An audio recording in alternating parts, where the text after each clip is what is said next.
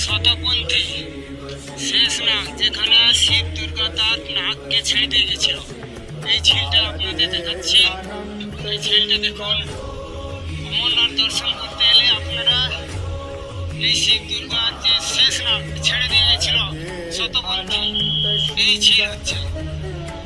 দেখুন, দারুণ মৌসুম, আপনারা না এলে তা এর উপভোগ করতে পারবেন না। এই দেখুন ওই শেষ নাগের ঝিল, দেখুন যেখানে শেষ নাগ এখানে ছেড়ে দিয়ে গেছিল।